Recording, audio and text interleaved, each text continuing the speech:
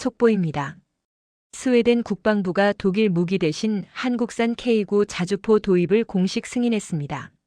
30년간 독일 라인메탈과 레오파르트만을 신뢰해온 스웨덴이 한국을 선택한 겁니다. 이 결정은 유럽 방산 역사상 가장 충격적인 전환점으로 기록될 것입니다. 더 놀라운 사실. 노르웨이가 18억 8천만 달러 규모로 한국 천무 미사일 시스템을 구매했고 루마니아는 11조 원을 투입해 K2 전차 216대를 주문했습니다. 폴란드는 이미 1000대 규모 계약을 완료했죠. 지금 이 순간에도 모로코가 K2 전차 400대 도입을 검토 중입니다. 그런데 6개월 전만 해도 상황은 완전히 달랐습니다. 스톡홀름 국방부 회의실에서는 이런 말들이 오갔죠. 한국은 조립만 잘하는 나라일 뿐이다. 지구 반대편 공급망은 전시에 끊긴다. 유럽 무기가 당연히 우수하다. 대체 무슨 일이 있었던 걸까요? 불과 몇 달 사이 유럽 전역에서 한국 무기 도입 러시가 일어난 이유는 무엇일까요? 폴란드 군사 매체가 한국 공장에서 목격한 것은 무엇이었을까요? 우크라이나 전장에서 레오파르트 전차에 무슨 일이 벌어졌길래 유럽이 패닉에 빠진 걸까요? 안녕하세요. 저는 스웨덴 국방연구소 선임연구원 스벤 라르센입니다. 전직 스웨덴 육군 대령이며 30년간 유럽 방산을 연구해왔습니다. 저는 스웨덴 정부로부터 한국 무기 도입 타당성 평가를 의뢰받았고 그 과정에서 제가 30년간 믿어왔던 모든 진실이 무너지는 경험을 했습니다. 지금부터 제가 목격한 유럽 방산의 몰락과 한국의 충격적인 진짜 실력을 낱낱이 공개하겠습니다. 이야기를 시작하기 전 구독과 좋아요, 댓글로 대한민국 화이팅이라고 한국을 응원해주세요. 2025년 8월 12일이었습니다. 스톡홀름 중앙에 위치한 국방부 7층 회의실로 출근 요청을 받았죠. 30년 경력의 국방연구소 선임연구원에게 갑작스러운 소집은 흔한 일이 아니었습니다. 엘리베이터 문이 열리자 복도에 이미 긴장감이 흐르고 있었어요. 회의실 안에는 평소보다 2배 많은 인원이 모여 있었습니다. 국방부 차관, 육군 참모차장, 방산조달청 국장까지 참석한 자리였죠. 제 옆자리에 앉은 동료 위르게는 독일 라인메탈에서 20년을 근무한 인물이었습니다. 그는 스웨덴으로 귀화했지만 여전히 독일 방산업계와 깊은 유대를 유지하고 있었어요. 차관이 회의를 시작했습니다. 북유럽 안보 상황이 급변하고 있다는 설명이었죠. 러시아의 위협은 물론이고 최근 트럼프 대통령의 그린란드 발언까지 겹치면서 스웨덴 군사력 증강이 시급하다는 내용이었습니다. 그런데 문제가 하나 있었어요. 독일과 미국의 무기 납품 속도가 기대에 못 미친다는 겁니다. 육군 참모차장이 자료를 펼쳤습니다. 현재 스웨덴군이 운용 중인 자주포는 27문에 불과했죠. 북부 국경 방어를 위해서는 최소 100문 이상이 필요한데 독일 측은 연간 15문 납품이 최선이라고 통보해왔다는 겁니다. 이 속도라면 5년이 걸린다는 계산이 나왔어요. 바로 그때 방산조달청 국장이 조심스럽게 말을 꺼냈습니다. 최근 폴란드와 노르웨이가 한국산 무기를 대거 도입하고 있다는 정보를 입수했다면서요. 특히 폴란드는 단 2년 만에 수백 대 규모 계약을 완료했고 납품도 예정보다 빠르게 진행되고 있다고 했습니다. 그래서 한국 무기 도입 가능성을 검토해보면 어떻겠냐는 제안이었죠. 순간 회의실 분위기가 차갑게 식었습니다.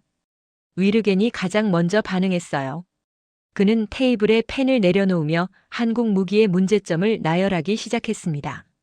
한국은 독자 기술이 없다는 주장이었죠. 독일과 미국의 설계를 가져다가 조립만 잘하는 나라라는 겁니다. 실제 전장 검증도 부족하고 장기 운용 데이터도 없다고 강조했어요. 국방부 차관도 고개를 끄덕였습니다. 그는 더 근본적인 문제를 지적했죠. 지구 반대편에 있는 공급망을 어떻게 믿을 수 있냐는 겁니다. 유럽 내부에서 조달하면 육로나 단거리 해상 운송으로 해결되지만 한국은 10,000km 떨어진 아시아 끝자락이라는 거예요. 전시 상황에서 배가 오지 않으면 무용지물이라고 했습니다. 육군 참모차장이 구체적 사례를 제시했습니다. 노르웨이가 과거 한국산 전차를 테스트했다는 이야기였죠. 성능은 독일 레오파르트보다 오히려 좋았다고 합니다. 하지만 최종 선택은 레오파르트였어요. 이유가 바로 지리적 안정성이었다는 겁니다. 위기 상황에선 지구 반대편보다 유럽 공급자가 안전하다는 논리였죠. 위르겐이 다시 발언권을 잡았습니다. 그는 레오파르트 전차의 우수성을 장황하게 설명하기 시작했어요. 40년 이상 축적된 운용 경험, 나토 표준화된 부품 체계, 유럽 전역에 구축된 정비 네트워크를 강조했습니다. 한국 무기는 이런 인프라가 전혀 없다는 주장이었죠. 저는 그 순간까지만 해도 동의하는 쪽이었습니다. 30년간 유럽 방산을 연구하면서 독일과 미국의 기술적 우위를 당연하게 받아들여왔거든요. 한국은 90년대부터 빠르게 성장한 건 맞지만 여전히 추격자 위치라고 생각했어요. 선진국 기술을 배우고 모방하는 단계를 벗어나지 못했다고 봤죠. 방산조달청 국장이 한 가지를 더 언급했습니다. 최근 폴란드 군사 매체가 한국 공장을 직접 취재했다는 소식이었어요. 그곳에서 목격한 생산 규모가 상당했다는 내용이었죠. 하지만 위르겐은 코웃음을 쳤습니다. 중국도 대량 생산은 잘한다면서요. 문제는 양이 아니라 질이라고 반박했습니다. 차관이 결론을 내렸습니다. 그래도 형식상 검토는 필요하다는 입장이었죠. 정부가 모든 가능성을 열어두고 판단했다는 기록을 남겨야 한다는 겁니다. 그래서 저에게 한국 무기 도입 타당성 평가 보고서 작성을 지시했어요. 3개월 기한이었습니다. 회의가 끝나고 복도로 나왔을 때 위르겐이 제 어깨를 두드렸습니다. 그는 웃으며 이번 평가는 결론이 이미 정해진 거라고 말했어요. 보고서에 몇 가지 기술적 한계를 지적하고 지리적 리스크를 강조하면 된다는 조언이었죠. 독일 무기가 최선이라는 결론을 뒷받침할 근거만 찾으면 되는 형식적 절차라는 겁니다. 저도 그렇게 생각했습니다. 한국 무기에 대한 평가는 이미 제 머릿속에 완성되어 있었거든요. 가격 경쟁력은 있지만 기술력은 부족하고 생산 속도는 빠르지만 품질 안정성은 의문이며 신흥 강자이긴 하지만 유럽의 전통적 강자를 넘어서진 못했다는 내용이었죠. 사무실로 돌아와 컴퓨터를 켰습니다. 보고서 제목부터 정했어요. 한국산 무기 도입의 한계와 유럽 공급망 유지의 필요성이라고 적었습니다. 이 제목만으로도 결론이 명확했죠. 저는 3개월이 아니라 2주 안에 보고서를 완성할 수 있을 거라고 확신했습니다. 하지만 그 확신은 단 하루 만에 무너지기 시작했어요. 다음 날 아침 8시 30분이었습니다. 출근해서 커피를 내리는데 핸드폰에 긴급 뉴스 알림이 떴어요.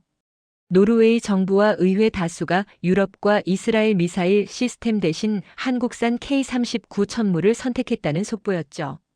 계약 규모는 18억 8천만 달러였습니다. 손에 쥔 커피잔이 흔들렸습니다. 노르웨이는 우리와 같은 북유럽 국가였고 나토 회원국이었어요. 당연히 유럽 무기를 선택할 거라고 모두가 예상했죠.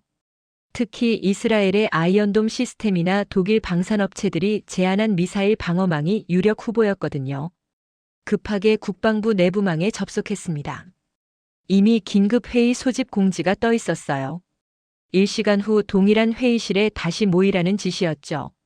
저는 노르웨이 관련 뉴스를 모두 검색해서 출력했습니다. 상황을 파악해야 했거든요. 회의실에 도착하니 어제보다 분위기가 훨씬 무거웠습니다. 차관은 표정 관리가 안 되고 있었고 참모 차장은 계속 전화를 받고 있었어요. 위르겐은 이미 자리에 앉아 노트북으로 무언가를 확인하고 있었죠. 차관이 회의를 시작했습니다. 노르웨이 결정이 예상 밖이었다는 말부터 꺼냈어요. 노르웨이 국방부와 사전 협의도 없었고 유럽 방산업계는 완전히 배제됐다는 겁니다. 나토 동맹국 간 무기 체계 표준화 원칙도 무시된 결정이라고 강하게 비난했죠. 위르겐이 즉시 분석 결과를 발표했습니다. 그는 이번 결정이 정치적 압력 때문이라고 주장했어요. 미국이 트럼프 행정부 이후 한국과의 관계를 강화하면서 유럽 동맹국들에게도 한국 무기 구매를 종용하고 있다는 음모론이었죠. 또 하나는 가격 덤핑이라는 분석이었습니다. 한국이 시장 진입을 위해 원가 이하로 판매하고 있다는 주장이었어요. 참모 차장이 구체적 수치를 언급했습니다. 유럽과 이스라엘 업체들의 제안가는 대략 25억 달러 선이었다고 해요. 한국은 18억 8천만 달러였죠. 약 6억 달러 차이가 났습니다. 이 정도면 가격 경쟁으로 승부가 난 거라는 결론이었어요. 방산조달청 국장이 추가 정보를 공유했습니다. 노르웨이는 15대에서 20대의 발사대를 구매할 예정이라고 했어요. 현재 K-39 천무는 폴란드와 사우디아라비아, 아랍에미리트, 에스토니아가 이미 도입했고 이집트와 라트비아, 리투아니아도 협상 중이라는 정보였죠. 위르겐이 다시 반박했습니다. 숫자만 보면 많아 보이지만 실제 납품된 물량은 미미하다는 주장이었어요. 계약과 납품은 다르다면서요. 폴란드 계약도 대부분이 미래 약속일 뿐 현재 배치된 수량은 얼마 안 된다고 강조했습니다. 바로 그때 회의실 스크린에 노르웨이 언론 인터뷰 영상이 떴습니다. 국방부 직원이 긴급히 찾아낸 자료였어요. 노르웨이 최대 정당인 보수당 대표 아릴트 헤르스타드가 출연한 영상이었죠. 헤르스타드는 명확하게 말했습니다. 노르웨이는 제2차 세계대전 이후 가장 어려운 안보 상황에 직면했다고 했어요. 러시아의 위협이 현실화되고 있고 트럼프 대통령의 불확실한 태도까지 겹쳐 자체 방어 능력 강화가 시급하다는 겁니다. 그래서 재대결이나 정치적 게임으로 필요한 무기 도입을 미루는 건 무책임하다고 강조했죠. 그리고 결정적인 한 문장을 덧붙였습니다. 억지력은 지금 당장 발휘되어야 한다는 말이었어요. 2년 후나 3년 후가 아니라 바로 올해 안에 배치 가능한 시스템이 필요하다는 설명이었죠. 회의실이 조용해졌습니다. 헤르스타드의 발언은 가격 문제가 아니었거든요. 납품 속도가 핵심이었다는 겁니다. 유럽 업체들은 계약 후 최소 2년에서 3년 대기 시간을 제시했고 한국은 6개월에서 1년 안에 납품 가능하다고 제안했다는 정보가 추가로 확인됐어요. 노르웨이 야당인 노동당 국방위원 페테르 푸엘리도 비슷한 입장을 밝혔습니다. 우크라이나 전쟁이 명확히 증명했다면서요. 장거리 정밀 타격 능력이 현대전의 생존 핵심이라는 거예요. 러시아가 노르웨이 영토를 위협할 경우 즉각 대응할 수단이 필요한데 K-39 천무가 정확히 그 역할을 한다고 설명했죠. 또 다른 노르웨이 정치인이 한국 선택 이유를 3가지로 정리했습니다. 첫째는 국가 차원의 방산 수출 관리 체계였어요. 한국 정부가 직접 나서서 계약 이행을 보증한다는 겁니다. 둘째는 폴란드 사례였죠. 대규모 물량을 빠른 기간 내에 납품한 실적이 신뢰를 줬다는 분석이었어요. 셋째는 미국과 다른 대체 공급망이라는 점이었습니다. 이 대목에서 저는 고개를 들었습니다. 대체 공급망이라는 표현이 의미심장했거든요. 노르웨이는 지금 트럼프 대통령과 정면으로 충돌하고 있었어요. 트럼프는 자신이 노벨 평화상을 받지 못한 것에 분노를 표했고 그린란드 병합 문제로 노르웨이를 포함한 북유럽 국가들을 압박하고 있었죠. 실제로 트럼프는 노르웨이 총리에게 보낸 편지에서 노골적으로 불만을 드러냈습니다. 자신이 8개 이상의 전쟁을 중단시켰는데도 노벨 평화상을 주지 않았다면서요. 더 이상 평화만을 생각할 의무를 느끼지 않는다는 협박성 문구까지 포함되어 있었어요. 트럼프는 그린란드에 병력을 파병한 덴마크와 노르웨이를 포함한 8개 유럽 국가의 관세 폭탄을 예고했습니다. 2월 1일부터 10%, 6월부터는 25% 관세를 부과하겠다고 발표했죠. 노르웨이 입장에서는 미국에 대한 의존도를 낮춰야 하는 상황이었던 겁니다. 방산조달청 국장이 추가 자료를 배포했습니다. 스웨덴도 비슷한 고민을 하고 있다는 내부 문서였어요. 스웨덴군은 현재 27문의 아처 자주포를 보유 중인데 북부 국경 방어를 위해 추가 도입이 필요한 상황이었죠. 독일 무기를 선택할 경우 최소 3년 이상 대기해야 하지만 한국산 K9 자주포는 1년 이내 납품이 가능하다는 분석이었습니다. 위르겐이 강하게 반발했습니다. 납품 속도만 보고 무기를 선택하는 건 위험하다는 주장이었어요. 품질 검증 기간을 충분히 거치지 않으면 나중에 문제가 생긴다면서요. 독일 무기가 시간이 걸리는 이유는 철저한 품질 관리 때문이라고 강조했죠. 하지만 참모 차장이 반론을 제기했습니다. 폴란드가 이미 수백 대를 실전 배치했다는 사실을 무시할 수 없다는 입장이었어요. 폴란드는 나토 회원국이고 우리보다 러시아와 더 가까운 최전방 국가인데 한국 무기로 군사력을 재편하고 있다는 겁니다. 저는 그 순간 노트북을 펼쳤습니다. 폴란드 무기 도입 현황을 직접 확인하고 싶었거든요. 검색 결과는 예상보다 훨씬 충격적이었어요. K 전차 1000대, K9 자주포 600문대, K239 천무 수백 대 규모였습니다. 계약 금액만 해도 수십조 원에 달했죠. 차관이 회의를 정리했습니다. 노르웨이 결정은 단순한 가격 경쟁이 아니라 전략적 선택이었다는 결론이었어요. 그래서 우리도 한국 무기를 더 면밀히 검토해야 한다는 지시가 떨어졌죠. 저에게 주어진 3개월이 갑자기 무겁게 느껴졌습니다. 회의가 끝나고 사무실로 돌아왔습니다. 어제 작성했던 보고서 제목을 다시 봤어요. 한국산 무기 도입의 한계와 유럽 공급망 유지의 필요성이라는 제목이 이제는 성급해 보였습니다. 가격만으로 18억 달러짜리 계약이 성사될 리 없거든요.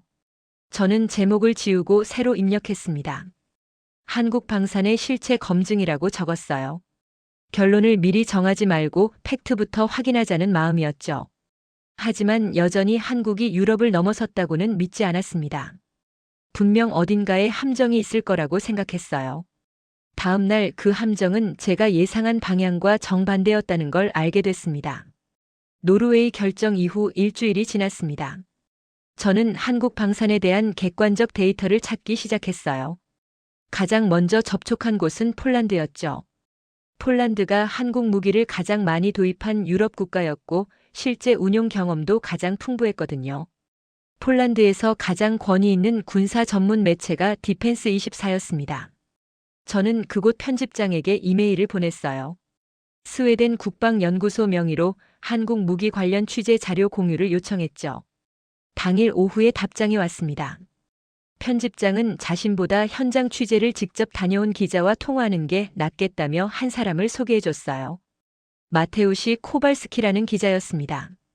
그는 군사 전문 기자로 15년 경력을 가지고 있었고 최근 한국 방산 공장을 직접 취재하고 돌아왔다고 했어요. 저는 즉시 화상 통화를 요청했죠. 다음 날 오전 10시에 연결됐습니다. 마테우시는 화면에 나타나자마자 흥분한 표정이었습니다.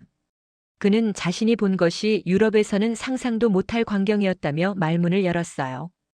2025년 1월 12일에 한국을 방문했다고 했죠. 창원에 있는 한 대기업 전차 공장과 남부 지역의 방산업체 자주포 공장 2곳을 둘러봤다는 겁니다. 첫 번째 방문지는 K 전차를 생산하는 곳이었습니다. 마테우시는 공장에 들어서자마자 충격을 받았다고 했어요. 나토 녹색으로 도색된 전차들이 줄지어 서 있었거든요. 그는 폴란드 담당자에게 물어봤다고 합니다. 이 전차들이 언제 주문된 거냐고요. 답변은 4개월 전이었습니다. 2024년 8월에 차기 물량 주문이 들어갔는데 벌써 생산 단계가 다양한 차량 40대에서 50대를 목격했다는 거예요. 일부는 최종 검수 단계였고 일부는 시험 운행 준비 중이었죠. 마테우시는 이게 정상적인 속도가 아니라고 강조했습니다. 저는 고개를 갸웃했습니다. 4개월에 50대 생산이라는 건 월 평균 12대에서 13대 수준이었거든요. 독일도 집중하면 비슷한 속도를 낼 수 있다고 생각했어요. 하지만 마테우시는 제 생각을 읽은 듯 다음 말을 이었습니다. 이건 단일 라인 생산량이 아니라는 거예요. 공장 내부에는 여러 개 생산 라인이 동시에 가동되고 있었고 폴란드용은 그중 하나일 뿐이었다고 했죠. 다른 라인에서는 또 다른 국가의 주문 물량이 제작되고 있었다는 겁니다. 마테우시는 공장 관계자에게 전체 생산 능력을 물어봤다고 해요. 관계자는 조심스럽게 답했다고 합니다. 현재 풀가동 시 월 생산량은 15대 이상이라고 했어요. 필요하면 20대까지 끌어올릴 수 있다는 설명이었죠. 연간으로 환산하면 최소 180대에서 최대 240대 생산이 가능하다는 계산이 나왔습니다. 저는 잠시 말을 멈췄습니다. 독일 라인메탈의 레오파르트 생산 라인이 연간 30대 수준인데 한국은 그 6배에서 8배를 만들 수 있다는 얘기였거든요. 마테우시는 자신도 처음엔 믿기지 않았다며 같은 질문을 2번 반복했다고 했어요. 하지만 답변은 동일했죠. 2번째 방문지는 더 충격적이었다고 합니다. K9 자주포를 생산하는 공장이었어요. 마테우시는 공장 입구부터 이상함을 느꼈다고 했죠. 폴란드 국기와 폴란드어로 된 환영 표지판이 여전히 걸려 있었거든요. 폴란드 물량 생산이 끝나지 않았다는 뜻이었습니다. 하지만 정작 생산 라인에서 조립 중인 자주포는 폴란드용이 아니었습니다. 차체 도색이 모래색 위장문이었거든요. 폴란드는 나토 녹색을 사용하는데 이건 사막 지역용 도색이었어요. 마테우 씨가 안내자에게 물어보니 북아프리카 주요 국가의 주문 물량이라고 했죠. 그 국가는 정확한 수량을 공개하진 않았지만 수백 대에 달하는 K9 자주포를 주문한 상태였습니다. 마테우 씨는 이미 계약이 알려진 이집트였다고 추측했어요. 이집트는 2022년에 총 200문 규모로 2조 원대 계약을 맺었거든요. 지금 그게 대량으로 생산되고 있다는 겁니다. 더 놀라운 건 생산 라인 개수였습니다. 공장 관계자는 이 장비를 생산하는 라인이 3개 있다고 설명했어요. 각 라인마다 동시에 다른 국가의 주문을 처리하고 있었죠. 폴란드용 라인, 이집트용 라인, 그리고 또 다른 구매국 라인이 모두 가동 중이었습니다. 마테우 씨는 연간 생산량을 물어봤습니다. 답변은 100대 이상이라는 것이었어요. 정확한 숫자는 영업 기밀이라며 공개하지 않았지만 최소 100대는 확실하다고 했죠. 마테우 씨는 독일과 비교했을 때 어느 정도 수준이냐고 재차 물었습니다. 공장 관계자는 웃으며 대답했다고 해요. 독일 전체 방산업체를 합쳐도 우리 단일 공장 생산량을 못 따라온다고 했죠. 이건 자랑이 아니라 팩트라는 투로 말했다는 겁니다. 마테우 씨는 그 순간 유럽 방산의 현실을 깨달았다고 했어요. 저는 화면을 보면서 입을 다물지 못했습니다. 마테우 씨가 거짓말할 이유가 없었거든요. 그는 폴란드 최고 권위의 군사 매체 기자였고 15년간 쌓아온 명성이 있었어요. 그런 사람이 검증되지 않은 정보를 함부로 말할 리 없었죠. 마테우 씨는 추가 정보를 제공했습니다.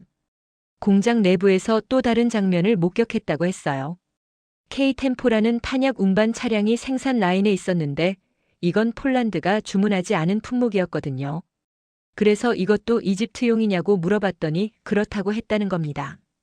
한국은 주문받은 무기뿐 아니라 부속 장비까지 패키지로 생산하고 있었습니다. 자주포만 판매하는 게 아니라 탄약 운반 차량, 지휘 차량, 정비 차량까지 통합 시스템으로 제공한다는 거예요. 이건 독일도 하긴 하지만 생산 속도가 완전히 달랐죠. 마테우 씨는 취재를 마치고 내린 결론을 말해줬습니다. 전 세계 어느 공장도 이 정도급 장비를 더 많이 생산할 가능성은 희박하다는 거였어요. 한국의 생산량은 수출 고객의 수요와 자국 군대의 수요에 의해서만 좌우될 뿐, 생산 능력 자체는 한계가 보이지 않는다고 평가했죠. 저는 통화를 끝내고 한동안 멍하니 앉아 있었습니다. 마테우 씨의 증언이 사실이라면 제가 30년간 알고 있던 방산 시장 구도가 완전히 뒤바뀌는 거였거든요. 유럽은 소량 고품질 생산 체계였고 그게 우리의 자랑이었어요.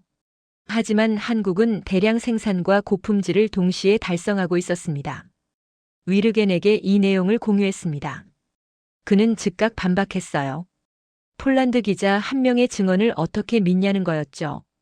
공장에서 보여준 것만으로는 실제 납품 실적을 알 수 없다며 계약과 납품은 다르다고 다시 강조했습니다. 하지만 저는 이미 다음 조사 단계로 넘어가고 있었습니다.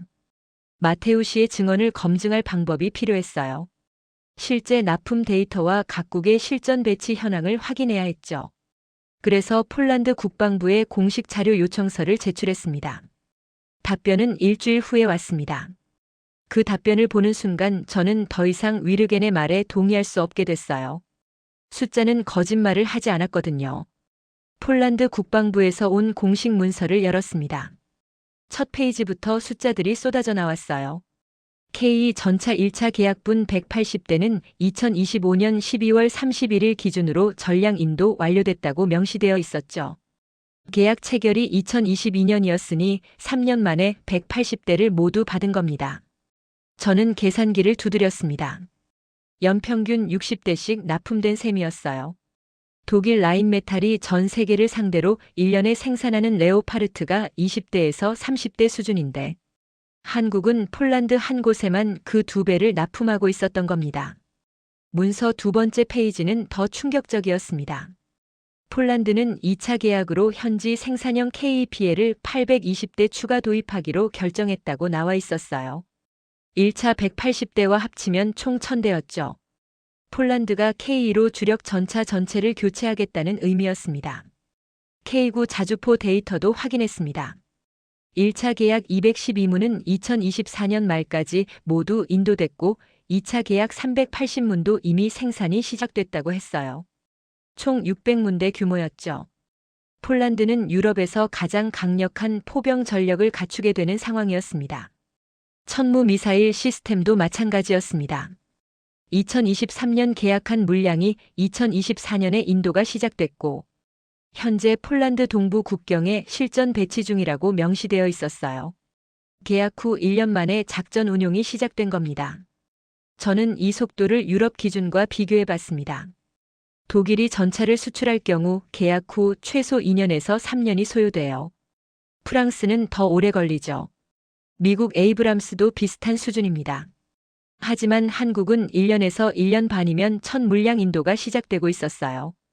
다음으로 루마니아 데이터를 찾았습니다.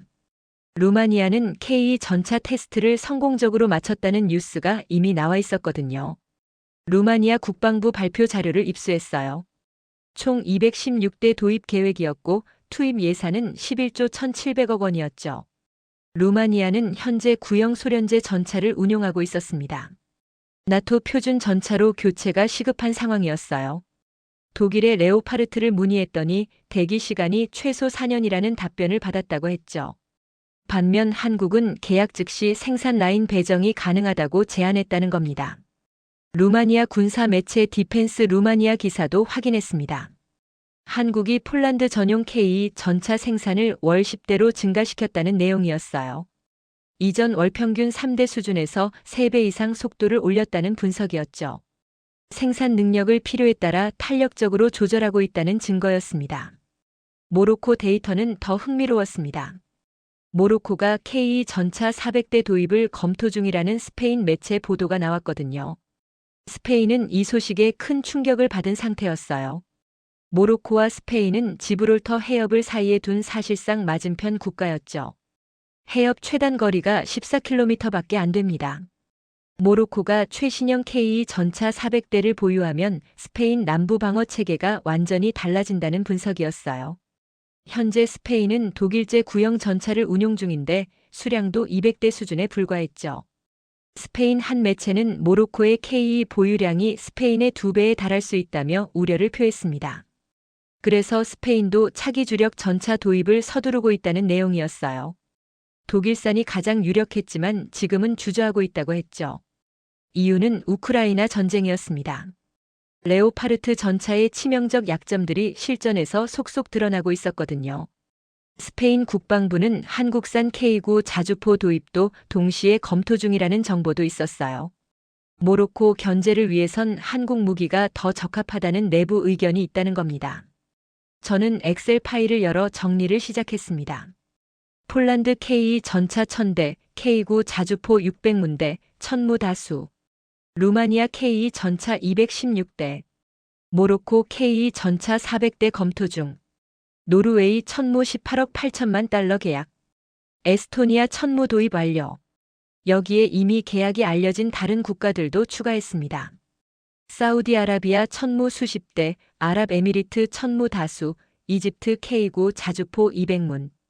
핀란드도 K9를 48문 도입했고 추가 구매를 검토 중이었어요. 인도는 K9 기술 이전으로 자국 생산까지 시작한 상태였죠. 숫자를 모두 합산해 봤습니다. K2 전차만 해도 확정 물량과 협상 중인 물량을 합치면 2,000대에 육박했어요. K9 자주포는 1,000문을 넘어섰죠. 천무 미사일 시스템도 수백 대 규모였습니다. 이건 단순히 몇 개 국가가 구매하는 수준이 아니었어요. 시장 재편이 일어나고 있었습니다. 유럽과 중동, 그리고 아시아 일부 국가들이 한국 무기로 군사력을 재구축하고 있었던 겁니다. 저는 이 현상의 핵심 원인을 찾아야 했어요. 단순히 가격이 싸다는 것만으로는 설명이 안 됐거든요. 노르웨이 사례를 다시 들여다봤습니다. 노르웨이가 천무를 선택한 진짜 이유를 파고들었어요. 노르웨이 국회 회의록을 입수했죠. 거기에 명확한 답이 나와 있었습니다. 유럽 업체들은 계약 후 최소 2년 대기를 요구했습니다. 이스라엘은 현재 중동 상황 때문에 납품 일정 보장이 어렵다고 했어요. 미국 업체도 우크라이나 지원 물량 때문에 여유가 없다고 통보했죠. 반면 한국은 6개월 이내 첫 물량 인도가 가능하다고 제안했습니다. 노르웨이 입장에서는 선택의 여지가 없었던 겁니다. 러시아 위협은 지금 당장 현실이었고 트럼프의 그린란드 문제로 나토 동맹도 불확실해졌어요. 2년 후면 이미 늦을 수 있다는 판단이었죠. 억지력은 미래가 아니라 현재에 필요했던 겁니다. 저는 결론을 내렸습니다. 이건 가격 경쟁이 아니라 시간 경쟁이었다고요. 유럽 방사는 주문이 밀려 있었고 생산 능력도 한계에 도달해 있었어요. 우크라이나 전쟁 지원 때문에 상황은 더 악화됐죠.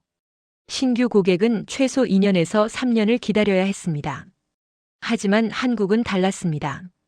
생산 라인을 빠르게 증설할 수 있는 인프라를 갖추고 있었고, 필요하면 월 생산량을 2배로 올릴 수도 있었어요. 주문 즉시 생산 일정을 배정할 수 있었죠. 6개월이면 첫 물량이 나왔고 1년이면 상당량이 인도됐습니다. 위르겐에게 이 분석 결과를 보냈습니다. 그는 30분 만에 답장을 보내왔어요. 여전히 품질 문제를 제기하는 내용이었죠. 빠른 생산은 품질 저하를 의미한다는 논리였습니다. 실전 검증이 부족하다는 지적도 반복했어요. 하지만 저는 이미 다음 조사로 넘어가 있었습니다. 품질과 실전 검증을 확인할 차례였거든요. 폴란드가 실제로 K2와 K9를 어떻게 운용하고 있는지 현장 데이터가 필요했어요. 그래서 폴란드 훈련장 시찰 보고서를 요청했죠. 그리고 우연히 또 다른 정보를 발견했습니다. 한국이 최근 괴물 미사일이라고 불리는 새로운 무기를 실전 배치했다는 뉴스였어요. 현무5라는 이름의 탄도 미사일이었죠. 탄두 중량이 9톤에 달한다는 스펙을 보고 저는 처음엔 오타라고 생각했습니다. 하지만 오타가 아니었어요. 한국은 정말로 9톤짜리 탄두를 실은 미사일을 만들어냈고 이미 수백 발을 배치하고 있었죠. 더 놀라운 건 연간 70발을 생산할 수 있는 능력을 갖췄다는 점이었습니다. 저는 의자에 깊숙이 몸을 기댔습니다. 유럽에서는 상상조차 못할 숫자였거든요. 독일이나 프랑스도 단독으로는 절대 달성할 수 없는 규모였어요. 한국은 우리가 비웃고 있는 사이 이미 다른 차원으로 올라가 있었던 겁니다. 현무5 미사일에 대한 자료를 찾기 시작했습니다. 처음엔 한국 언론 보도만 나왔어요. 과장이 섞였을 거라고 생각했죠. 하지만 미국 군사 전문 매체와 영국 방산 분석 기관 보고서에서도 동일한 수치가 확인됐습니다. 탄두 중량 9톤이었습니다. 기존 탄도 미사일들이 보통 0.5톤에서 1톤 수준인 걸 감안하면 거의 10배에 달하는 무게였어요. 사거리는 3,000km였죠. 한반도 전역은 물론이고 중국 동부 해안과 일본 전역까지 타격 범위에 들어가는 스펙이었습니다. 미국 군사 분석가가 작성한 보고서를 읽었습니다. 현무5는 지하 벙커 파괴용으로 설계됐다는 내용이었어요. 북한이 핵무기와 미사일 시설을 지하 깊숙이 숨겨놨는데 재래식 무기로는 파괴가 어려웠죠. 그래서 한국은 핵무기 없이도 지하 시설을 완전히 무력화할 수 있는 무기를 개발했다는 겁니다. 9톤 탄두가 음속의 여러 배 속도로 낙하하면 엄청난 운동 에너지가 발생합니다. 지표면을 뚫고 수십 미터 지하까지 관통한 뒤 폭발하는 방식이었어요. 미국도 비슷한 개념의 벙커버스터를 보유하고 있지만 항공기에서 투하하는 방식이라 요격 위험이 있었죠. 한국은 탄도 미사일 형태로 만들어 요격 자체를 거의 불가능하게 만들었습니다. 더 충격적인 건 생산 능력이었습니다. 연간 70발 생산이 가능하다는 한국 정부 발표가 있었어요. 저는 계산기를 다시 두드렸죠. 한 달에 거의 6발씩 만들어낸다는 계산이 나왔습니다. 이미 2024년 말부터 실전 배치가 시작됐고 최소 200발 이상을 확보할 계획이라고 했어요. 유럽 기준으로는 상상도 못할 숫자였습니다. 독일과 프랑스가 공동으로 개발하는 중거리 미사일도 연간 생산량이 10발에서 15발 수준이었거든요. 그것도 여러 해에 걸쳐 천천히 늘려가는 계획이었죠. 한국은 단일 미사일 시스템을 연간 70발씩 찍어내고 있었습니다. 폴란드 매체 WP테크의 분석 기사를 발견했습니다. 한국이 현무5를 보유하게 된 배경을 설명하는 내용이었어요.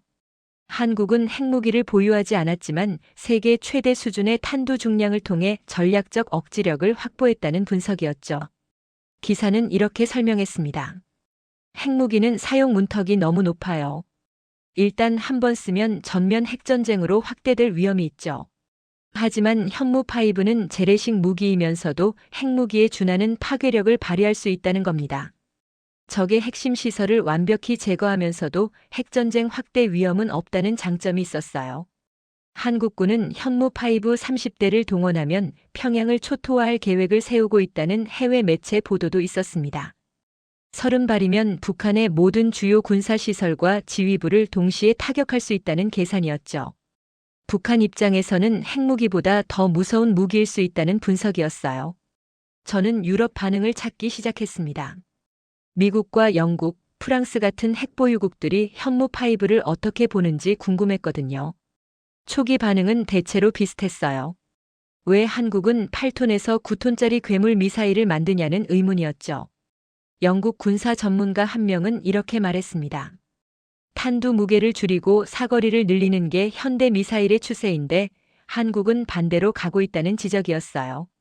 비효율적이라는 평가였죠.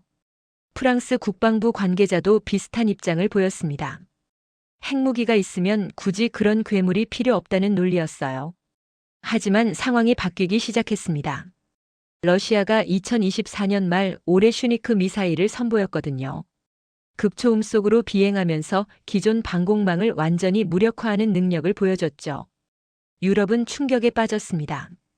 러시아가 이 미사일로 유럽 어디든 타격할 수 있다는 게 증명됐거든요. 프랑스 마크롱 대통령이 긴급 안보 회의를 소집했다는 뉴스가 나왔습니다. 그는 유럽도 러시아 위협에 똑같이 대응할 수 있는 타격 수단이 필요하다고 선언했어요. 눈에는 눈, 이에는 이 방식의 보복 능력을 갖춰야 한다는 주장이었죠. 프랑스는 현재 잠수함 발사 핵미사일과 공중 발사 순항 미사일을 보유하고 있었습니다. 하지만 지상에서 발사해 적진 깊숙이 타격할 수 있는 재래식 중거리 탄도 미사일은 없는 상태였어요. 핵미사일은 사용 문턱이 높아서 실제 분쟁에서 쓰기 어려웠죠. 프랑스 국방부가 새로운 미사일 개발 계획을 발표했습니다. 한국의 현무5 개념을 참고한다는 내용이 포함돼 있었어요. 대형 탄두를 장착한 재래식 전략 무기를 개발하겠다는 겁니다. 6개월 전까지만 해도 괴물 미사일이라고 비웃던 프랑스가 이제 똑같은 걸 만들겠다고 나선 거였죠. 저는 프랑스 국방부 발표 자료를 자세히 읽어봤습니다. 프랑스는 핵을 사용하기엔 부담스러운 상황에서도 적의 핵심 시설을 완벽히 파괴할 수 있는 무기가 필요하다고 판단했어요. 현무5의 개념이 이에 가장 적합한 모델이라고 명시했죠. 하지만 문제가 있었습니다. 프랑스가 이런 미사일을 실제로 개발하고 배치하는 데는 최소 5년에서 7년이 걸릴 거라는 분석이었어요. 설계부터 시작해야 하고 시험 발사도 여러 번 거쳐야 했죠. 양산 체계를 구축하는 것도 별개의 과제였습니다. 반면 한국은 이미 실전 배치를 완료했고 수백 발을 생산 중이었습니다. 연간 70발씩 만들 수 있는 인프라가 작동하고 있었어요. 프랑스가 첫 시험 발사를 준비할 때쯤이면 한국은 이미 500발 이상을 보유하게 될 거라는 계산이 나왔죠. 독일 방산 전문가의 분석 기사도 읽었습니다. 한국의 무기 생산 능력은 단일 국가 수준을 넘어섰다는 평가였어요. 미사일 본체와 엔진, 발사대를 모두 국내에서 통합 생산할 수 있는 인프라를 갖췄다는 겁니다. 이건 독일이나 프랑스 같은 유럽 방산 강국도 단독으로는 달성하기 어려운 규모의 경제라고 했죠. 유럽은 여러 나라가 협력해야 겨우 비슷한 수준에 도달할 수 있었습니다. 독일이 미사일 본체를 만들고 프랑스가 유도 시스템을 제공하는 시기였어요. 하지만 한국은 혼자서 전 과정을 처리하고 있었죠. 협력 조정 비용도 없고 의사결정도 빨랐습니다. 위르겐에게 현무5 자료를 보냈습니다. 그는 한참 만에 답장을 보내왔어요. 이번에는 반박이 아니라 질문이었죠. 한국이 정말 이런 무기를 만들어낼 기술이 있느냐는 의문이었습니다. 누군가의 기술을 베낀 게 아니냐는 암시였어요. 저는 자료를 더 찾아봤습니다. 현무5는 한국이 독자 개발한 미사일이었어요. 미국 기술 이전도 없었고 유럽 협력도 없었죠. 한국은 90년대부터 자체 탄도 미사일 개발을 시작했고 30년에 걸쳐 기술을 축적해왔습니다. 현무 시리즈가 1형에서 2형, 3형을 거쳐 이제 5형까지 진화한 거였어요. 한국은 이미 다음 세대도 준비하고 있었습니다. 현무육 계획이 공개됐거든요. 탄두 중량을 조절해 사거리를 5,000km로 늘린 버전이었어요. 극초음속 비행체 기술도 적용한다고 했죠. 마하 5 이상 속도로 대기권 내에서 지그재그로 활공하는 미사일이었습니다. 현재 요격 시스템으로는 격추가 불가능하다는 분석이었어요. 배치 시기는 2020년대 후반이라고 했습니다. 불과 3년에서 4년 후였죠. 프랑스가 현무5 비슷한 걸 만들려고 연구를 시작할 때쯤 한국은 이미 그 다음 세대 무기를 배치하게 되는 겁니다. 저는 보고서에 한 줄을 추가했습니다. 한국은 유럽이 조롱하는 동안 이미 2세대 앞으로 나아갔다고 적었어요. 프랑스는 이제야 괴물 미사일의 필요성을 깨달았지만 한국은 수백 발을 실전 배치하고 다음 모델 개발까지 진행 중이었죠. 유럽 방산의 자만심이 얼마나 위험한지 명확해졌습니다. 우리는 한국을 여전히 추격자로 봤지만 실상은 달랐어요. 한국은 이미 선두주자였고 우리가 뒤쫓아가는 형국이었던 겁니다. 폴란드 국방부에서 추가 자료가 도착했습니다. 비에드루스코 훈련장에서 작성된 K2 전차 실전 배치 평가 보고서였어요. 저는 첫 페이지부터 집중해서 읽기 시작했죠. 이건 단순한 성능 테스트가 아니었습니다. 실제 작전 부대에 배치된 전차를 운용한 병사들의 생생한 평가였거든요. 보고서 작성 날짜는 2024년 12월이었습니다. 폴란드 제1기갑여단 소속 전차병 120명을 대상으로 설문조사를 실시한 결과였어요. 이들은 모두 기존의 레오파르트나 에이브람스 전차를 운용했던 경험이 있는 숙련병들이었죠. K2로 기종을 전환한 지 6개월이 지난 시점의 평가였습니다. 첫 번째 질문은 조작 난이도에 관한 것이었습니다. 기존 서방 전차 대비 K2의 조작이 얼마나 어려운지 물어봤어요. 결과는 놀라웠습니다. 응답자의 87%가 오히려 더 쉽다고 답했죠. 직관적인 인터페이스 덕분에 적응 기간이 짧았다는 의견이 대부분이었어요. 한 전차장의 구체적 평가가 인상적이었습니다. 그는 레오파르트에서 15년을 근무했다고 했어요. 처음 K2를 접했을 때는 모든 게 낯설었지만 단 3주 만에 완전히 익숙해졌다고 했죠. 레오파르트는 아날로그 감성이 남아있는 투박한 기계였는데 K2는 현대적인 디지털 장비라고 표현했습니다. 포수 한 명은 조준 시스템을 극찬했습니다. 전자식 조준경이 표적을 자동으로 추적하고 거리와 바람까지 계산해준다는 거예요. 포수가 할 일은 최종 확인과 발사 버튼을 누르는 것뿐이었죠. 명중률이 기존 전차 대비 30% 이상 향상됐다는 데이터도 포함돼 있었습니다. 조종수들의 평가도 긍정적이었습니다. K2의 현가 장치가 험지 주행에서 탁월한 성능을 보였다고 했어요. 폴란드 동부는 늪지대가 많은 지형인데 K2는 그곳을 마치 평지처럼 달렸다는 증언이었죠. 레오파르트는 같은 지형에서 속도를 30% 이상 줄여야 했다고 비교했습니다. 보고서 중간 부분에 전술 네트워크 평가가 나왔습니다. K2는 전자 시스템을 통해 아군과 적군 부대 위치를 실시간으로 파악할 수 있었어요. 각 전차가 센서 역할을 하면서 데이터를 공유하는 방식이었죠. 지휘관은 전장 상황을 한눈에 볼 수 있었고 즉각적인 명령 전달도 가능했습니다. 한 중대장의 평가가 인용돼 있었습니다. 그는 이 시스템이 전차전의 패러다임을 바꿨다고 말했어요. 과거에는 무전으로 상황을 설명하고 지시를 받는데 시간이 걸렸죠. 하지만 K2는 모든 정보가 화면에 표시되고 명령도 터치 한 번으로 전달됐다는 겁니다. 의사결정 속도가 3배 이상 빨라졌다고 평가했어요. 드론 대응 능력 평가도 눈에 띄었습니다.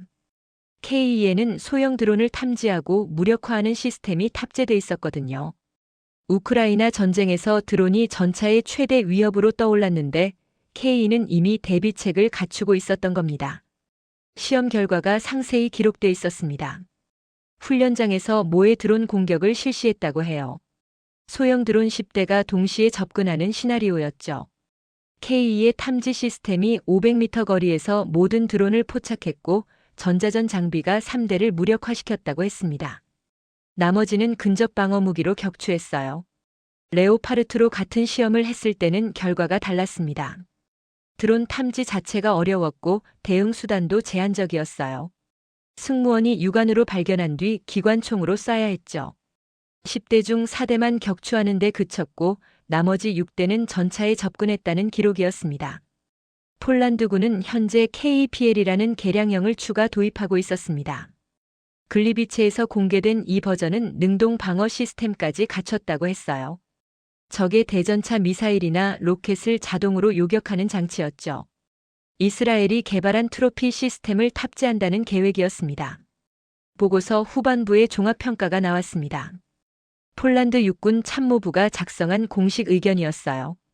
K 전차는 폴란드군의 거대한 세대적 도약을 가져왔다고 명시했죠. 기존 전차 대비 모든 면에서 우수하며 특히 생존성과 전술적 유연성이 뛰어나다고 평가했습니다. 구체적 비교 데이터도 첨부돼 있었습니다.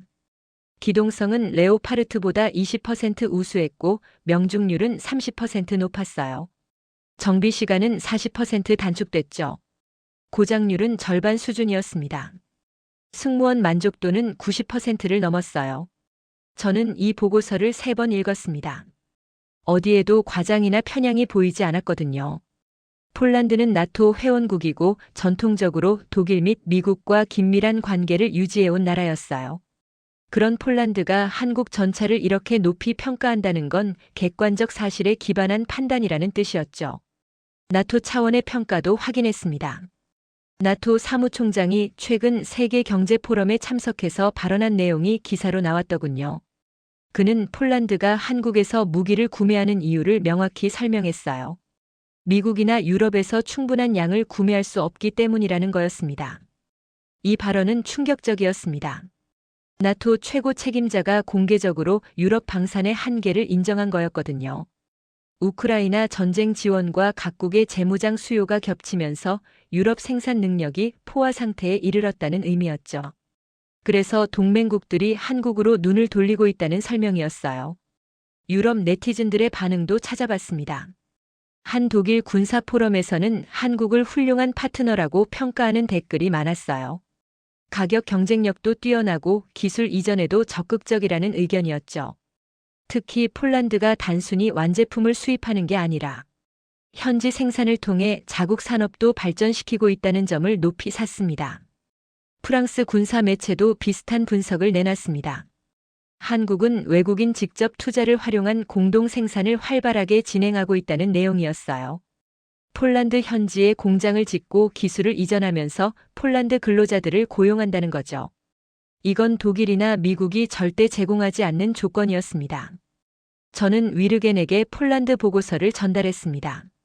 이번에는 그도 할 말이 없었어요. 실전 데이터는 반박할 수 없었거든요. 그는 한참 만에 짧게 답장을 보냈죠. 인정할 건 인정해야 한다고 했습니다. 다만 여전히 레오파르트의 장기 신뢰성은 의심하지 말아야 한다는 단서를 달았어요. 하지만 저는 이미 결론에 도달하고 있었습니다. 실전이 모든 의문을 종식시켰다고 판단했어요. 폴란드가 1000대 규모로 도입하고 실제 작전 부대에 배치했으며 병사들이 극찬하고 있다는 사실만으로도 충분한 증거였죠. 글로벌 군사 매체 1945의 기사도 읽었습니다. 지구상 최고의 전차 K 블랙팬서가 러시아군과 나토에 전하는 메시지라는 제목이었어요. 기사는 왜 유럽 국가들이 한국 전차를 선택하는지 분석했죠. 핵심은 3가지였습니다. 첫째는 산업 규모였어요. 한국 방산업체들은 이미 자국군을 위해 대량 생산 체계를 구축했고 수출 주문을 빠르게 처리할 수 있는 능력을 갖췄다는 겁니다. 둘째는 속도였죠. 독일이 5년 걸릴 일을 한국은 2년 안에 해냈습니다. 셋째는 정치적 유연성이었어요. 정치적 유연성이 결정적이었다는 분석이 흥미로웠습니다. 독일과 미국은 최첨단 무기 시스템에 대한 기술 이전을 극도로 꺼렸거든요. 자국 기술 유출을 우려했죠. 하지만 한국은 달랐습니다. 광범위한 기술 이전과 현지 생산 협정에 대해 협상할 의지를 보였다는 겁니다. 폴란드 입장에서는 이 차이가 결정적이었다고 했어요. 한국은 KE 도입을 단순한 무기 구매가 아니라 장기적 산업 협력의 기반으로 제시했다는 겁니다. 폴란드가 방산 강국으로 성장하도록 돕겠다는 약속이었죠. 독일은 절대 그런 제안을 하지 않았습니다. 지정학적 동기도 일치했다는 분석이 나왔습니다. 한국은 폴란드를 유럽 방위 시장 및 나토 공급망 진출의 관문으로 봤다는 거예요. 폴란드에서 성공하면 다른 유럽 국가들도 따라올 거라고 계산했죠. 실제로 그 전략이 맞아떨어지고 있었습니다. 저는 보고서의 중간 결론을 작성했습니다. 한국 무기는 이미 실전에서 검증됐다고 적었어요. 폴란드가 나토의 새로운 군사 강국으로 부상하고 있고 그 중심에 한국 무기가 있다는 사실을 부정할 수 없었죠. 하지만 마지막 의문이 남아 있었습니다. 과연 독일의 자존심인 레오파르트는 정말로 한국 전차보다 못한 걸까요? 저는 우크라이나 전장 데이터를 분석하기로 했습니다. 그곳에서 레오파르트가 어떤 성능을 보여줬는지 확인하고 싶었거든요. 그 분석 결과는 30년간 제가 믿어온 모든 것을 산산조각 냈습니다. 우크라이나 국방부가 공개한 전투 기록 데이터베이스에 접속했습니다. 2023년부터 2024년까지 서방 무기 운용 실적이 상세히 기록돼 있었어요. 저는 레오파르트 2 전차 섹션을 열었죠. 독일이 자랑하는 명품 전차가 실전에서 어떤 성과를 냈는지 확인하고 싶었습니다. 초기 데이터는 나쁘지 않았습니다. 2023년 여름 반격 작전에서 레오파르트 전차들이 러시아 방어선을 돌파하는 데 기여했다는 기록이 있었어요. 우크라이나 전차병들도 레오파르트의 화력과 방어력을 높이 평가했죠. 독일 기술의 우수성이 증명되는 듯 보였습니다. 하지만 계속 읽어내려가자 분위기가 달라졌습니다. 2023년 가을부터 문제점 보고가 하나씩 나오기 시작했거든요. 첫 번째는 기동성 관련 이슈였어요. 우크라이나 동부 지역은 강과 늪지대가 많은 지형인데 레오파르트가 예상보다 기동에 제약을 받는다는 내용이었죠. 구체적 사례를 찾았습니다. 도네츠크 인근 작전 중 레오파르트 한 대가 수심 1m가 넘는 진흙탕에 빠졌다는 기록이었어요. 매뉴얼상 레오파르트 2는 1m 깊이 수중 주행이 가능하다고 명시돼 있었죠. 하지만 실제로는 그 이상 깊이에서 엔진이 침수됐다는 겁니다. 첨부된 영상 파일이 있었습니다. 저는 재생 버튼을 눌렀어요. 화면에는 완전히 물에 잠긴 레오파르트 전차가 나타났죠. 포탄만 수면 위로 조금 보일 정도였습니다. 전차 높이가 2.8m인데 거의 전체가 잠겼다는 건 수심이 그 이상이라는 의미였어요. 우크라이나군은 군안 전차를 투입했습니다. 베르게판처라는 독일제 장갑 군안 차량이었어요. 이 차량이 레오파르트를 끌어올리는데 6시간이 걸렸다고 기록돼 있었죠. 그 시간 동안 해당 전차는 작전에서 완전히 이탈했고 군안 차량과 지원 인력까지 위험에 노출됐습니다. 더 심각한 문제를 발견했습니다. 레오파르트의 장갑 방어력이 러시아의 최신 대전차 무기에 취약하다는 보고였어요.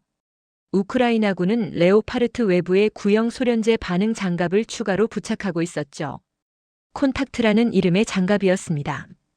이 장갑은 폭약이 든 블록 형태였습니다. 적의 대전 차탄이 명중하면 폭발하면서 관통 제트류를 무력화시키는 원리였어요. 우크라이나 전차병들은 이걸 초콜릿바라고 불렀다는 기록이 있었죠. 문제는 이게 1980년대 소련이 개발한 기술이라는 점이었습니다. 저는 화면을 멈추고 다시 봤습니다. 2020년대 최신형 독일 전차가 40년 전 소련 기술에 의존하고 있다는 게 믿기지 않았거든요. 레오파르트 2는 1980년대 설계됐을 때는 분명 최강이었어요. 당시 소련 전차의 모든 사격을 막아낼 수 있는 장갑을 자랑했죠. 하지만 지금은 2025년이었습니다. 레오파르트 2가 등장한 지 30년이 넘었어요. 그 사이 대전차 무기는 엄청나게 발전했는데 레오파르트의 기본 장갑은 그대로였던 겁니다.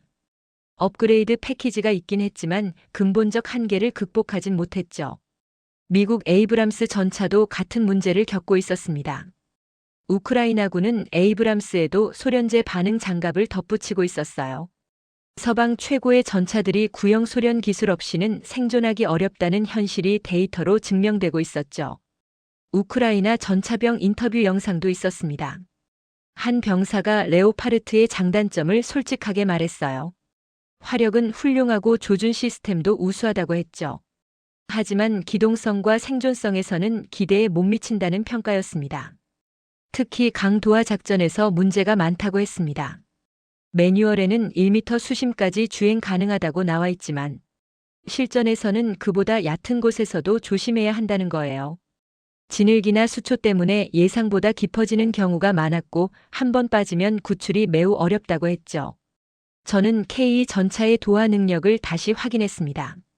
4.2m 잠수 가능이라는 스펙이 명시돼 있었어요. 레오파르트의 4배 이상이었죠. K는 준비 시간도 짧았습니다.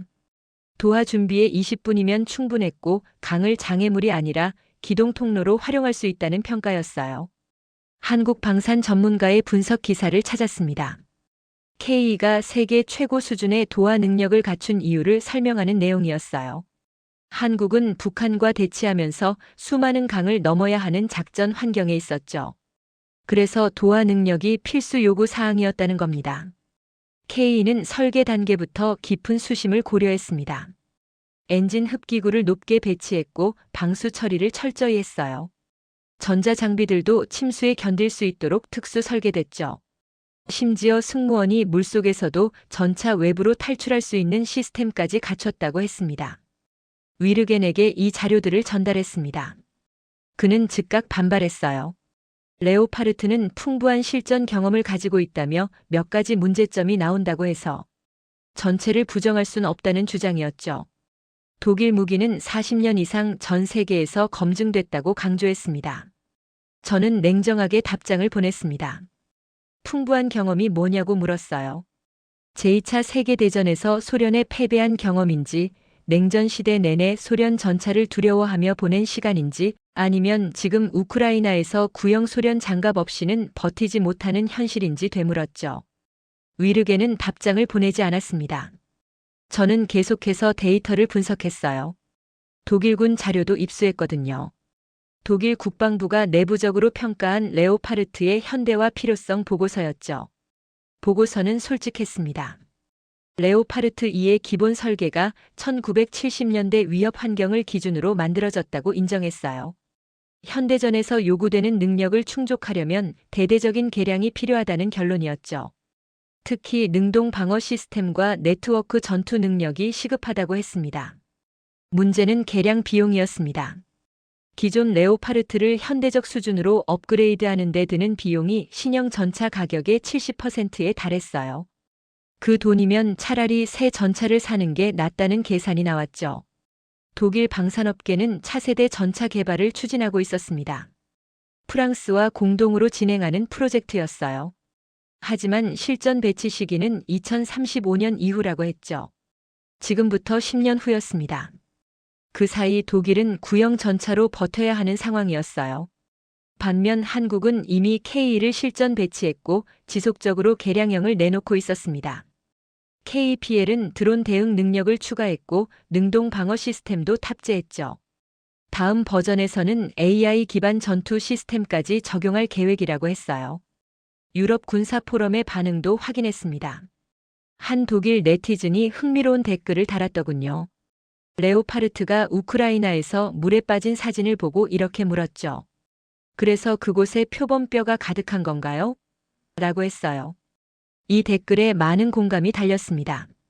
레오파르트의 독일어 뜻이 표범이었거든요. 우크라이나 전장에 레오파르트 잔해가 많이 남아있다는 걸 비꼬는 표현이었죠.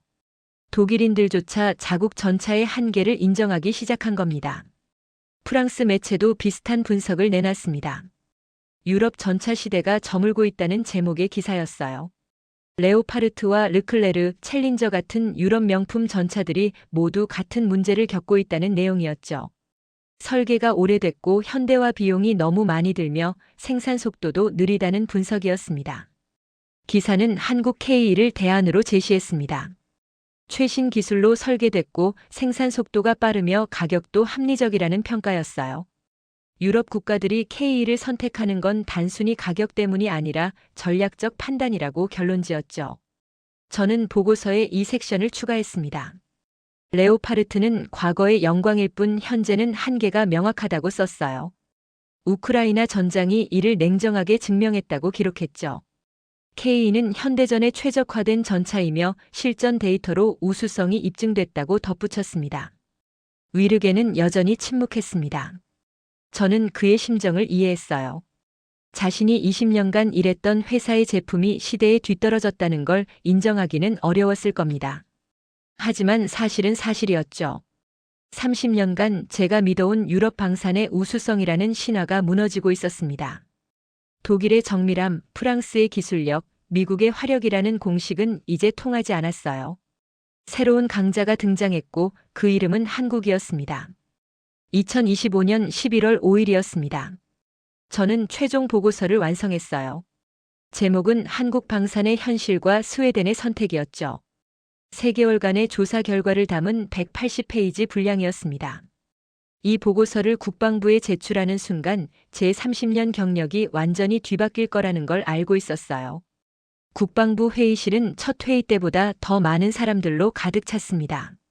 차관과 참모 차장은 물론이고 방산조달청 전체 간부진이 참석했어요. 위르겐도 최전방 자리에 앉아 있었죠. 그 옆에는 독일 라인메탈 북유럽 지역 담당자 2명이 동석했습니다. 이들은 스웨덴 국방부의 초청을 받아 참석한 거였어요. 저는 프레젠테이션을 시작했습니다. 첫 슬라이드는 폴란드 디펜스 24기자가 찍은 한국 공장 사진이었어요. 나토 녹색으로 도색된 K 전차 50대가 줄지어 서 있는 장면이었죠. 4개월 만에 생산된 물량이라고 설명했습니다.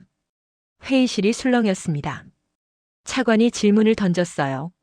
단일 고객을 위한 생산량이 맞냐고 물었죠. 저는 그렇다고 답했습니다.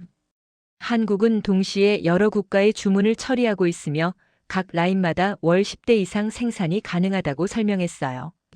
다음 슬라이드는 숫자들이었습니다.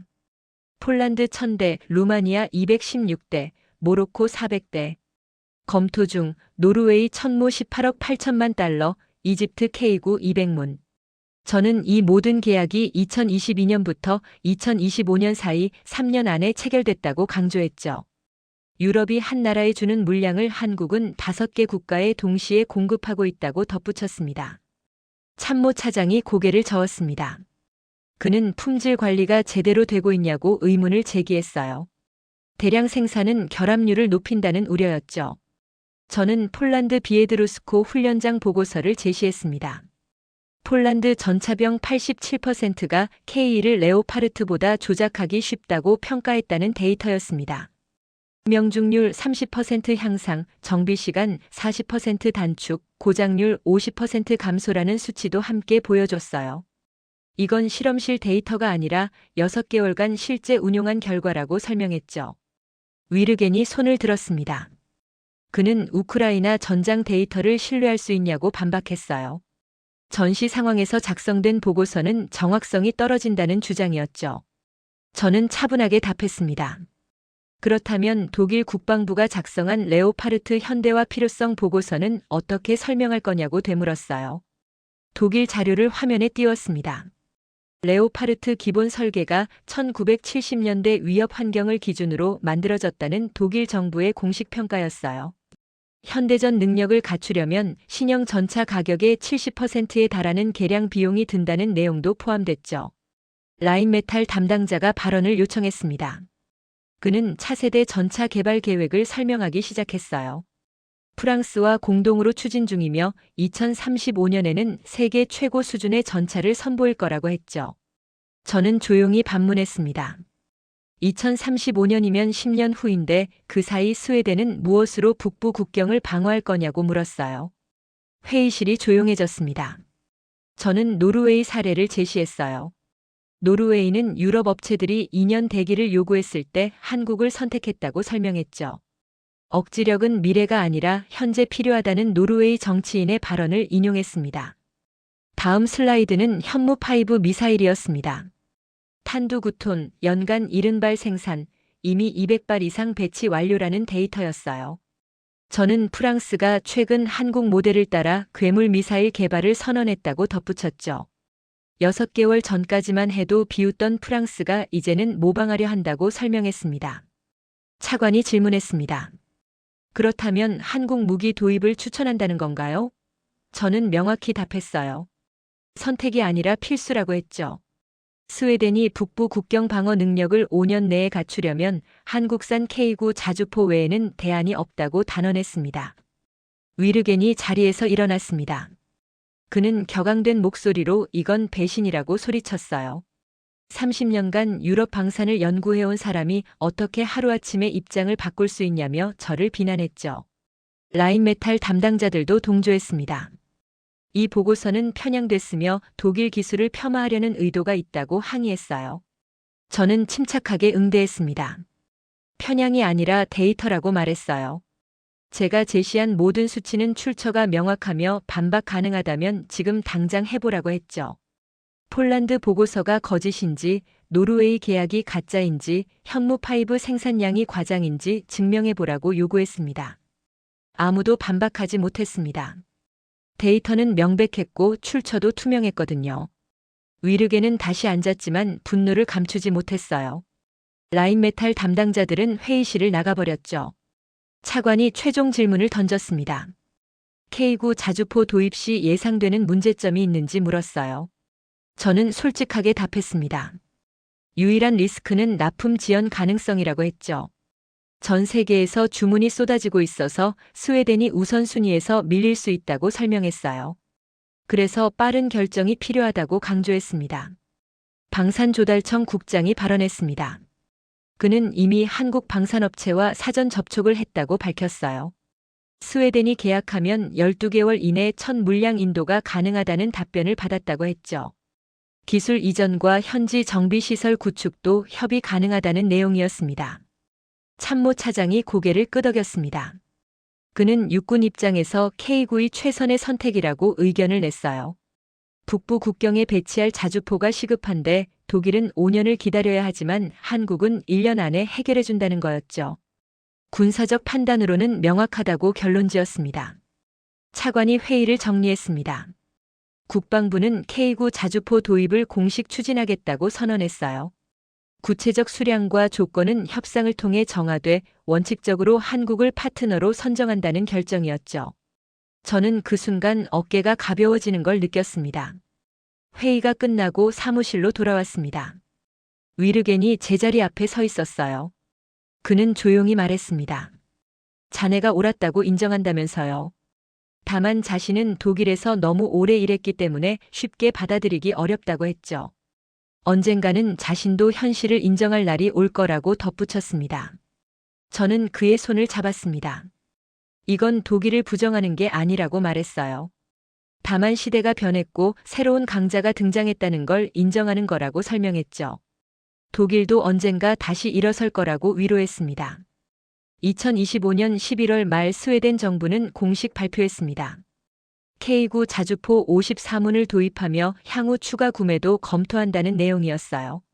한국 방산업체와 기본 합의를 완료했고 세부 계약은 12월 중 체결할 예정이라고 했죠. 북유럽 언론들이 일제히 보도했습니다. 스웨덴이 독일 대신 한국을 선택했다는 헤드라인이 쏟아졌어요. 노르웨이에 이어 스웨덴까지 한국으로 기울었다는 분석이 나왔죠. 핀란드도 추가 구매를 검토 중이라는 소식이 함께 전해졌습니다. 트럼프의 그린란드 문제는 계속 악화되고 있었습니다. 미국과 유럽의 관계는 77년 동맹 역사상 최악으로 치닫고 있었어요. 나토 내부에서는 미국 의존도를 낮춰야 한다는 목소리가 커졌죠. 그 대안으로 한국이 부상하고 있었습니다. 폴란드가 모델이 됐습니다. 한국 무기로 재무장한 폴란드는 이제 유럽에서 가장 강력한 육군을 보유하게 됐다는 평가를 받았어요. 다른 유럽 국가들도 폴란드를 따라가려 하고 있었죠. 저는 최종 보고서에 후기를 추가했습니다. 30년간 저는 유럽 방산의 우수성을 당연하게 여겼다고 썼어요. 독일의 정밀함과 프랑스의 기술력, 미국의 화력이 세계 최고라고 믿었죠. 하지만 현실은 달랐다고 고백했습니다. 한국은 우리가 비웃고 있는 사이 이미 다른 차원으로 올라갔다고 기록했어요. 대량 생산 능력, 빠른 납품 속도, 합리적 가격, 기술 이전 의지, 그리고 무엇보다 현대전에 최적화된 설계를 갖췄다고 평가했죠. 이제 한국이 새로운 표준이라고 결론지었습니다. 유럽은 선택의 기로에 서 있다고 썼습니다. 과거의 명성에 안주할 것인가 아니면 현실을 받아들이고 변화할 것인가. 저는 후자를 택했다고 밝혔어요. 편견을 버리고 데이터를 믿기로 했다고 고백했죠. 제 보고서는 스웨덴 국방부를 넘어 유럽 전역으로 퍼져나갔습니다. 여러 나토 회원국 국방부에서 사본을 요청했어요. 한국 방산에 대한 가장 객관적인 분석이라는 평가를 받았죠. 2025년 12월 저는 한국 방산 세미나에 초청받았습니다. 서울에서 열리는 국제 컨퍼런스였어요. 그곳에서 저는 유럽 전문가로서 증언할 예정이었죠. 유럽이 왜 한국을 선택하고 있는지 설명하는 자리였습니다. 30년 경력의 마지막에 이런 결론을 내리게 될 줄은 몰랐습니다. 하지만 진실은 진실이었어요. 한국은 이제 세계 방산 시장의 새로운 강자였고 유럽은 그 현실을 받아들여야 했습니다. 오늘의 이야기는 여기까지입니다. 대한민국이 다시 한번 세계의 중심에 섰습니다. 한국이 또 기적을 현실로 만든 이 벅찬 순간 여러분은 어떻게 보셨나요? 오늘 영상이 가슴 뛰는 울림이 되셨다면 구독과 좋아요로 대한민국을 함께 응원해 주세요. 다음 영상에서도 한국이 또 소리가 절로 나오는 벅찬 현장 속으로 달려가겠습니다.